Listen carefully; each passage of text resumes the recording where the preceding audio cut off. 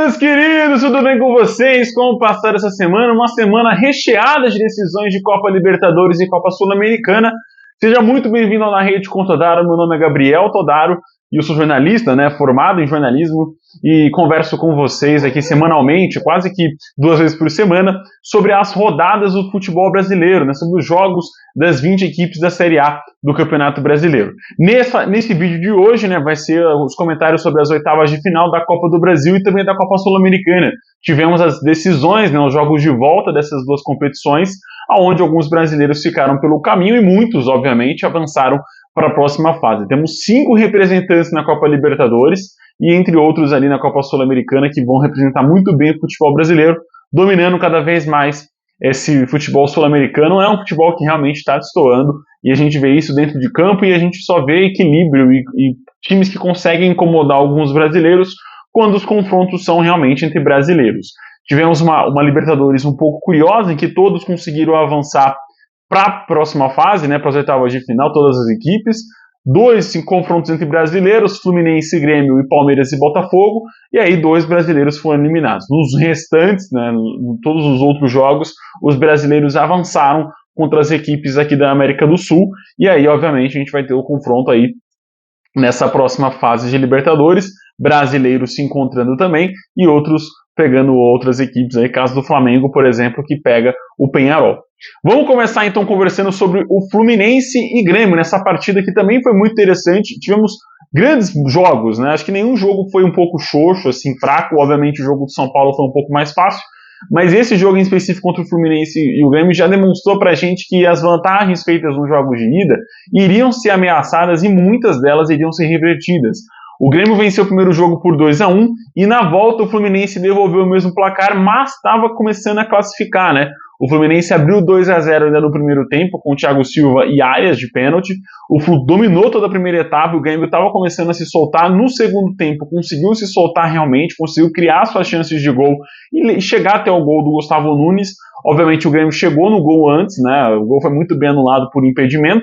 Então o Grêmio estava realmente tomando as rédeas no segundo tempo. Estranhei porque o Grêmio não manteve esse ímpeto, porque com certeza chegaria ao segundo gol em cima do Fluminense, que estava já com um ritmo bem baixo.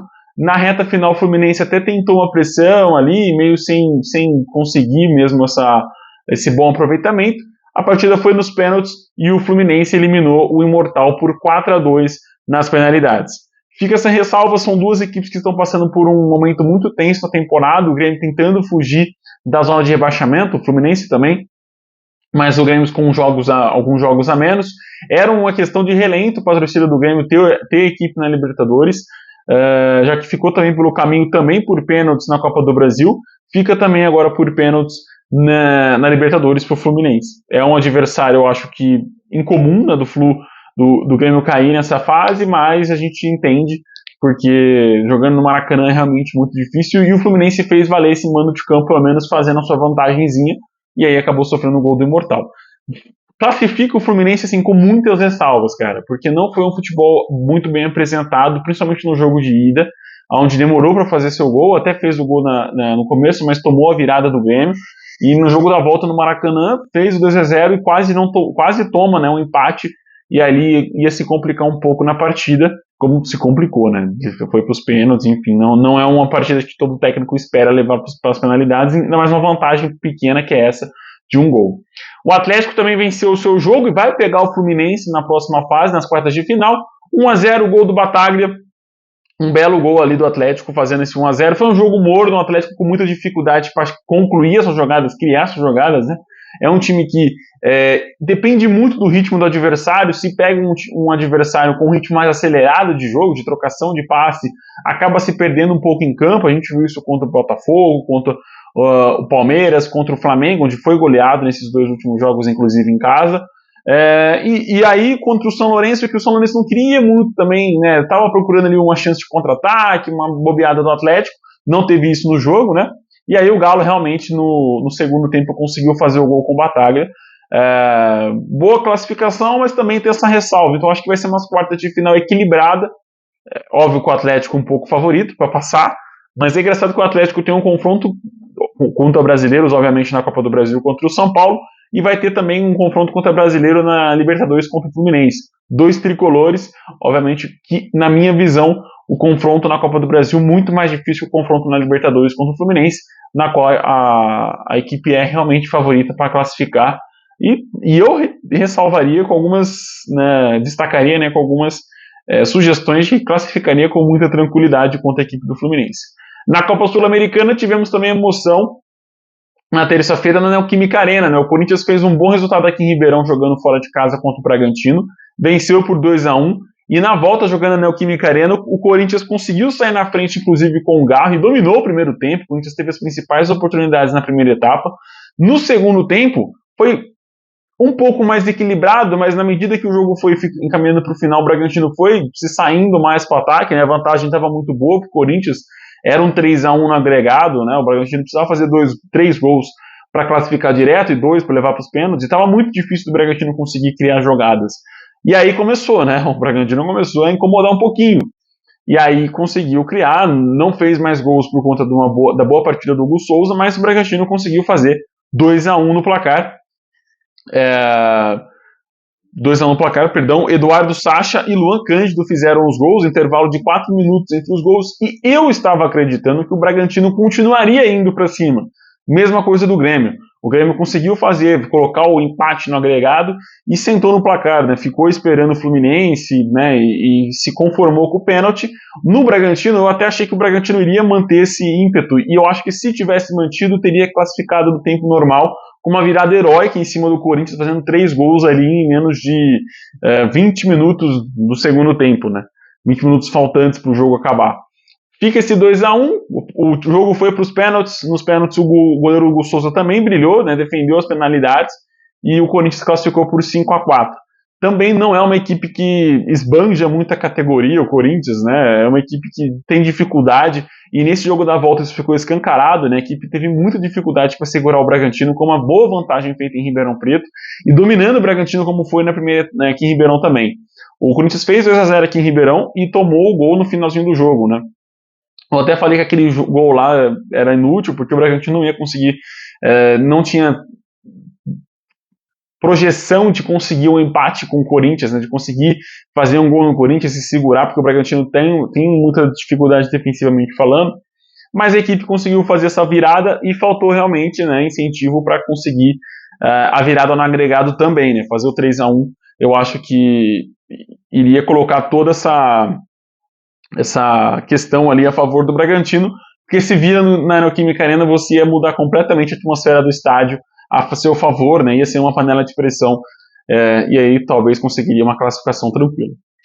Em Fortaleza, no Ceará, o Fortaleza, né, o Leão do PC, conseguiu a classificação pela Copa Sul-Americana na quarta-feira, também ganhando de 3-1 do Rosário Central, mas com um asteriscozinho.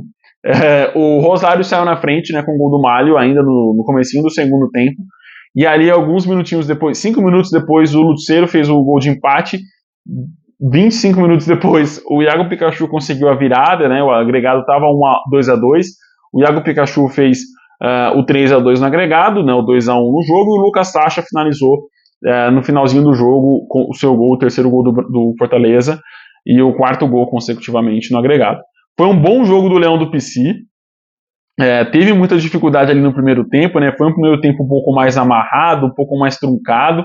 As coisas realmente foram acontecer na segunda etapa, depois, inclusive, que o Rosário fez o gol que estava dando a classificação para o time argentino. Eu falei que o Rosário é um time difícil, que o Fortaleza teria que entrar muito ligado no jogo da volta, porque não era uma boa vantagem você ficar com um empate.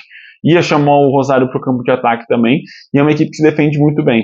Entre os argentinos que as equipes brasileiras enfrentaram, né, Belgrano, Rosário, Boca, tivemos mais argentinos na Libertadores, na Sul-Americana do que na Libertadores. Eu vou comentando aqui com vocês, conforme eu for lembrando, eu vou comentando. Mas o Rosário é uma equipe muito bem equilibrada, que consegue realmente ter uma boa partida defensiva, ofensiva ali, né, ofensiva e defensiva, ter equilíbrio nessas duas partes do campo, né.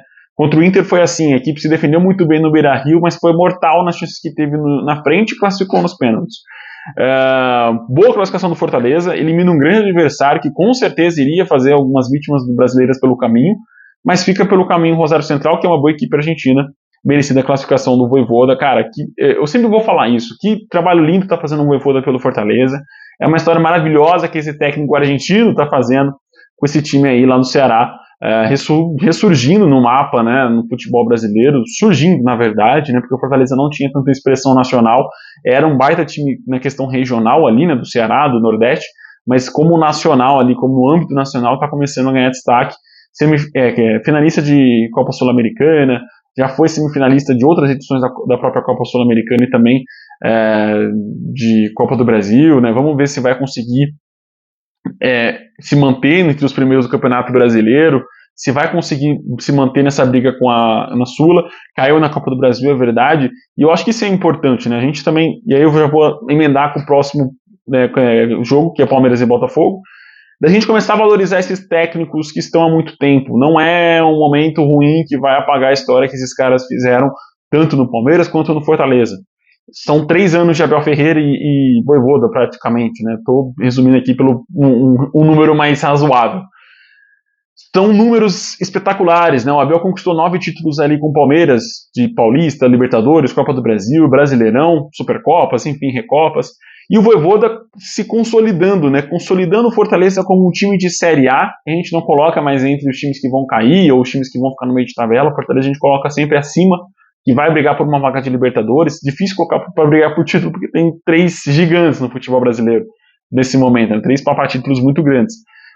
Mas sempre um time que tá ali, cara, tirando pontos de Fortaleza, tirando de Palmeiras, de Flamengo. É uma boa equipe o time do Fortaleza. É a mesma coisa do Palmeiras. Por mais que esteja passando por uma temporada de oscilação de questão de título, né, a gente chega nesse final de temporada já praticamente descartando o Palmeiras na briga pelo título de qualquer competição. Foi eliminado na Copa do Brasil, na Libertadores e também está distante dos líderes ali do Campeonato Brasileiro, inclusive com o Fortaleza nesses líderes.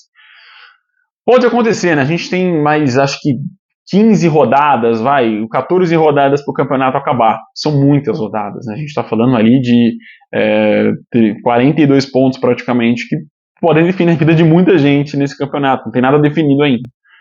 Mas é difícil a gente colocar, né? O Palmeiras passa por uma oscilação muito grande, não só de rendimento, mas de físico, né? Os jogadores se machucam, se lesionam muito. E isso, obviamente, é um ano caótico, né, de Copa América, enfim, o Flamengo também está passando por esse ano, mas tem um elenco muito mais caro que o Palmeiras. Então, assim, eu sempre levo para o tópico, né, de que é importante a gente começar a valorizar o trabalho dos técnicos, né, de não ter essa mentalidade de que tá ruim, tem que trocar, tá ruim, tem que mudar, obviamente que alguns trabalhos são exceções, mas, por exemplo, o exemplo mais claro eu acho que é o Tite, e a gente vai chegar nele ali agora, infelizmente passou mal, né, na Bolívia, e precisou passar por um processo médico ali, não sei se cirúrgico, mas está no Rio de Janeiro agora internado, toda a força para o nosso querido Adenor aí, ex-técnico de seleção brasileira também.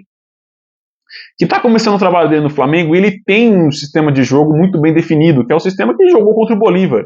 Faz um 2-0 em casa, o Bolívar contra o Palmeiras na Copa do Brasil. A gente começa a perceber essa semelhança entre os dois jogos, né? O Flamengo venceu o primeiro jogo por 2-0, foi por 1-0 e perdeu por 1-0 na volta. Mas se você notar, o Flamengo contra o Palmeiras não teve contra-ataque, tá? Não teve chance. O Palmeiras realmente engoliu o Flamengo jogando no Allianz Parque.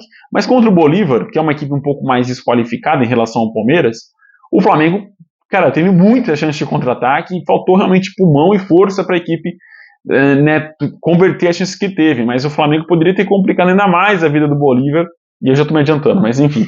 Então, você consegue notar essas semelhanças, né? E o trabalho do Tite se assemelha muito com o Felipão, de um técnico especialista em ganhar Copas, né? O Tite até mudou um pouco isso, estava ali especialista em ganhar pontos corridos, mas com o time qualificado em suas mãos, eu acho que pode sim se qualificar como um técnico que ganha Copas e pode render 2 Copas para o Flamengo, a Copa do Brasil e a Copa Libertadores.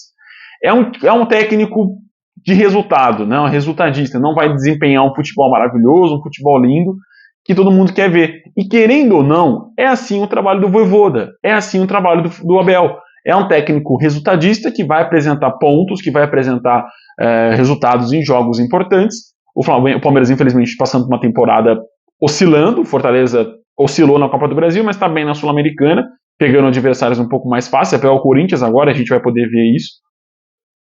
Mas você começa a perceber que esses técnicos são dessa forma. O Vojvoda tem sucesso no Campeonato Cearense, vou ter sucesso na Copa do Brasil, na Copa do Nordeste, que é um campeonato muito difícil. Então você começa a perceber essas semelhanças, né, de técnicos que são resultadistas, que agradam suas torcidas por conta dos resultados e títulos conquistados. Não, às vezes rola algum espetáculo pro jornalista chato que sempre gosta de ver futebol bonito muito mais do que resultado. Eu não sou desse tipo, eu gosto do técnico que dá resultado, do técnico que mostra que dentro de campo que ele tem principalmente os jogadores em suas mãos e que ele dá resultado também. Óbvio que dar show é legal, pô, é maravilhoso, você paga caro pra caramba no ingresso e você quer ver o seu time jogando bonito. Mas isso não vai acontecer sempre. A gente mora num país que nossos times fazem quase mais de 70 jogos por ano. É muita coisa. É muita coisa. Então, assim, se o calendário fosse agradável para todo mundo, televisão, jogadores, técnicos, eu acho que o futebol brasileiro estaria em outro lugar. Como não tá, a gente não pode ficar agradando, esperando que o futebol seja bonito, seja fantástico. O futebol, infelizmente, no nosso país é resultadista. Ele entrega através de resultados, de títulos de campeões. E é isso. E é sempre valorizar o técnico que consegue entregar resultados. E quando não oscila, a gente sabe que ano que vem, numa pré-temporada, num trabalho, num planejamento melhor, pode entregar resultados melhores. O Palmeiras cai pro Botafogo empatando com 2-2. Saiu perdendo de 2-0 no segundo tempo, tomando 2 gols em 7 minutos, coisa que não estava normal no jogo, né? O Palmeiras estava dominando realmente o Botafogo. Teve uma ou duas chances ali que o Botafogo teve 3 chances. Uma bola na trave no primeiro tempo e esses 2 gols que fez. Fora isso, cara, o Botafogo tentou alguns contra-ataques que foram pessimamente finalizados pela equipe do Botafogo. E no segundo tempo, o Palmeiras virou um chuveirinho danado, né? Eu até trouxe um dado aqui para vocês de quantos cruzamentos o Palmeiras fez para a área. Foi muita coisa, né? Não vai ter isso? Não tem aqui onde eu tenho. Mas foram muitos, né? Foram exagerados. Vou ver se eu encontro aqui. Não vou encontrar, mas enfim, foram exagerados. Não vai dar tempo. Mas o Palmeiras conseguiu essa retomada durante o jogo, né? No finalzinho do jogo, inclusive, né? 4 minutinhos para acabar. Na marca dos 41 minutos, o Palmeiras fez o gol com o Flaco, né? 2-1. E aí empatou com o Rony aos 45 e conseguiu a virada com o Gomes 4 minutinhos depois, que foi muito bem anulado. E aí tá tendo o título do vídeo, né? O Palmeiras fica por uma mão, né? Uma mão do Gomes ali eliminou o Palmeiras precocemente. Tudo bem que se fosse... E eu acho que, cara, vamos lá comigo, você que tá assistindo o jogo. Se o Palmeiras faz o 3-2, com certeza faria o 4º gol, porque o Botafogo, na hora do segundo gol, ficou completamente atordoado. Sentiu demais o golpe do segundo gol. Você via pela reação dos jogadores do Botafogo. A anulação do gol do Gomes dá uma tranquilidade, a equipe volta normal nos eixos, começa a se segurar, tem a bola na trave ainda do menino ali na falta. Acho que a partida seria outra se o terceiro gol do Gomes fosse confirmado. Inclusive com alguns acréscimos que o juiz deu, né? Deu 2 minutos de acréscimo depois da anulação. Então é isso, cara. O Palmeiras fica pelo caminho, pegou 2 adversários muito difíceis nas 2 competições, favoritos junto com o Palmeiras a serem campeões, então não são adversários onde o Palmeiras tropeça, não foi uma eliminação para o Bolívar ou para o Nacional do Uruguai. Foram 2 eliminações para Flamengo na Copa do Brasil e para Botafogo na Libertadores. São adversários que são os líderes do Campeonato Brasileiro junto com o próprio Palmeiras. Então você percebe a régua, né? São sempre adversários de cima que o Palmeiras está pegando essas fases e infelizmente foram precoces. Eu colocava Palmeiras e Botafogo em finais de campeonato e assim Palmeiras e Flamengo também em finais de campeonato. Mas é um time que não está desempenhando bem esse ano. Não desempenha bem no ataque, sofre demais para criar jogadas, já aderiu à infeliz criatividade do chuveirinho e isso rende poucos gols à equipe do Palmeiras nesse ano e é uma equipe insegura também defensivamente falando.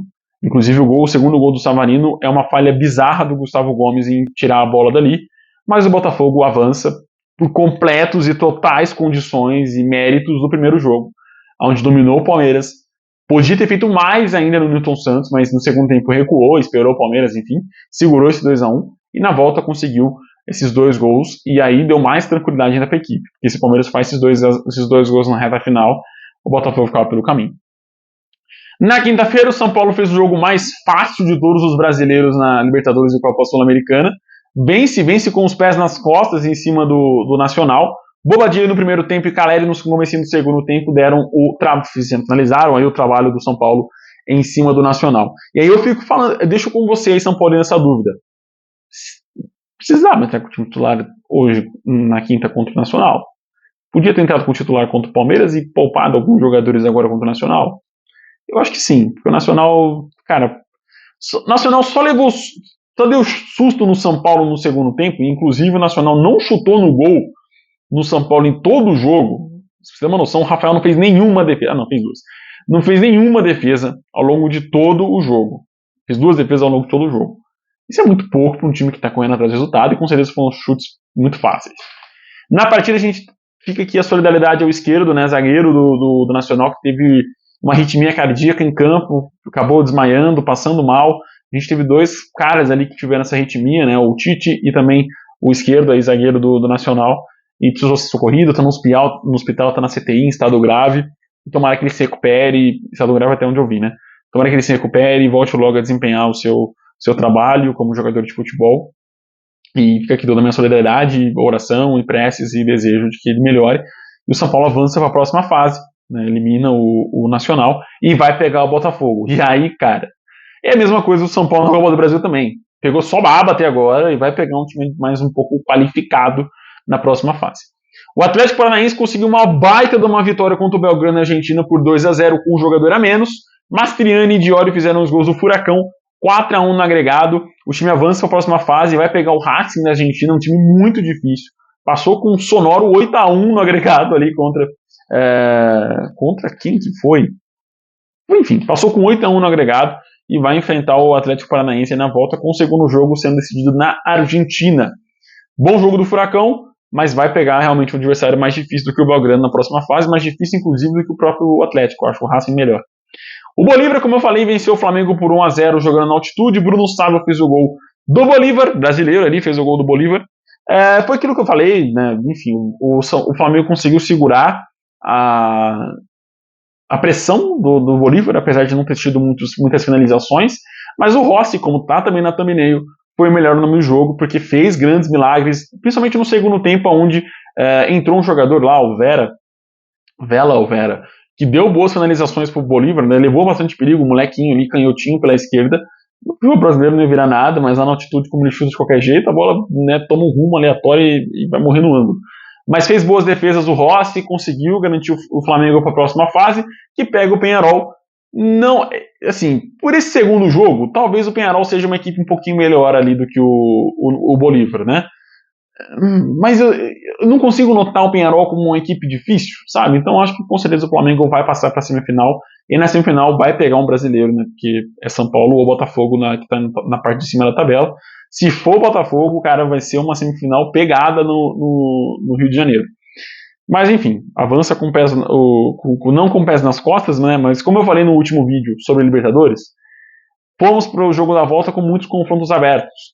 O Flamengo estava querendo ou não conseguiu decidir a parada, né? Foi para a volta para tentar se segurar, conseguiu. O Botafogo teve a sua vantagem ameaçada no finalzinho do segundo tempo. O São Paulo foi com o pé nas costas.